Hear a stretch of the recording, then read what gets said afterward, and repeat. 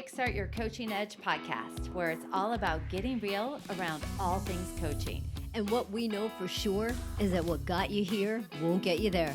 You can't see the spinach in your own teeth. And finally, hang on, because this one's really deep.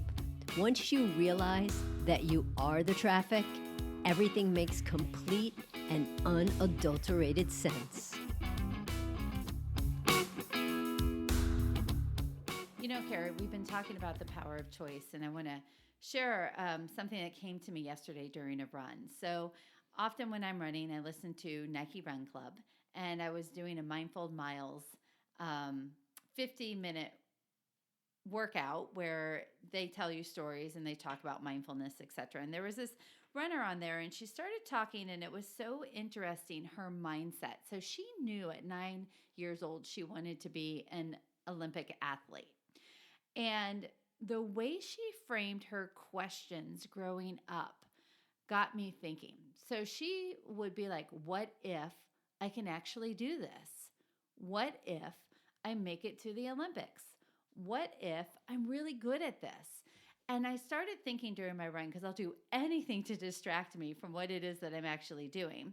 I started thinking how important that third and fourth word is after the starter sentence, what if? So what if I could go to the Olympics? Many people will what if I can't? What if I fail? What if I get embarrassed? What if I can't handle it?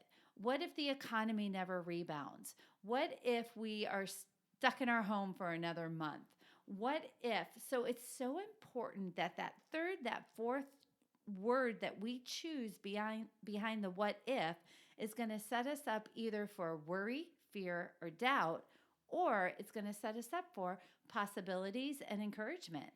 And I just thought that was so interesting as I'm like, what if I actually ran the whole way home? And how'd that go? It went great. But I think you're right, Jen.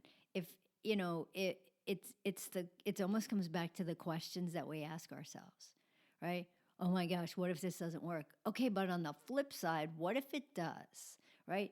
Or what if I fail? Okay, well, what if you don't? And I think that so many times, so many people are programmed to go to the what quite frankly, the oh shit what ifs versus the what are the possibilities. And I don't mean putting rainbows and unicorns out there and looking for, oh my gosh, what's the silver lining? What's even more than the silver lining and that kind of stuff. But it's just even sitting here and saying, like, what's a little bit different of a perspective of the questions that I need to ask myself? Because we ask ourselves questions all the time. And if your questions aren't really good, then your answers aren't going to be really good. So if you can ask yourself better questions, you're going to get better answers. So instead of asking the, oh my gosh, what if I crash and burn? Okay, so what if I stick the landing, right? What if I land on my feet? Instead of going to, oh my gosh, what if I can change the world? You don't have to go to that big extreme at the end about changing the world. Just get to a neutral place. Yeah, it's all about the power of language once again. Because when we ask ourselves what if questions, it's going to take us down one of two roads, right? One is, oh my gosh, this is horrible, or oh my gosh, this might be possible. And it's just so fascinating because this Olympic runner, her name's English Gardner. This Olympic runner, this athlete at 9 had the foresight to say, what if I could actually do it? And that is what fueled her all the way throughout her career. And she's had like lots of ups and lots of downs. It turns out she's been homeless a couple times. She's, had financial troubles, her family, all sorts of different interesting things. But it really was staying in the mindset of what if this is something I could do? And so Karen and I just really want to share with you, it's your choice of even setting your thoughts up for success. As you choose a lane, is it going to support you, or is it actually going to make you more nervous, more worried, more concerned, which will then lead to either procrastination or opting out?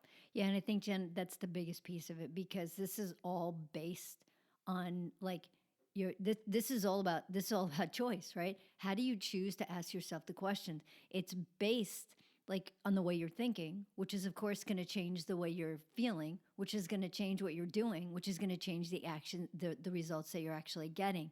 So it's we have our own filters, and think about the people in your life, right? There's some people that suck the life out of you. There's some people that bring you up. And think about their attitudes and their beliefs and the differences. And, who do you want to be at that point? Do you want to be the person that walks into a room and people are like, oh shit, that person's here? Or do you want to be the person that walks into the room and people are like, oh, I can't wait to talk to that person? And it's all about your attitude. And it's all about the what ifs in a good way, because it just changes everything. It just, it just makes you feel better. So it's really about the next time you ask yourself a what if question. Pay attention to your third and fourth word that follow that. And you know what, Jen? These questions really, really have the power to flip things.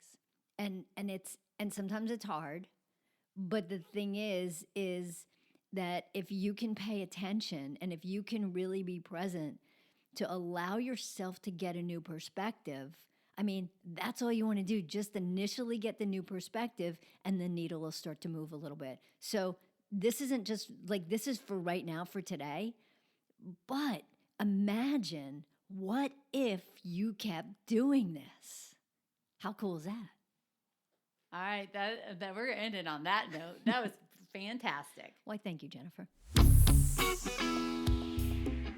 Hey, everybody. Thanks for listening to the Kickstart Your Coaching Edge podcast. Craving more in-depth discussions? Check out the Get Real Inner Circle with our no BS in-crowd of coaches. Join live coaching discussions, breakdowns of coaching calls, and have some fun while you're at it. You're going to want to go to kickstartyyouredge.com/inner circle. It's time to get real.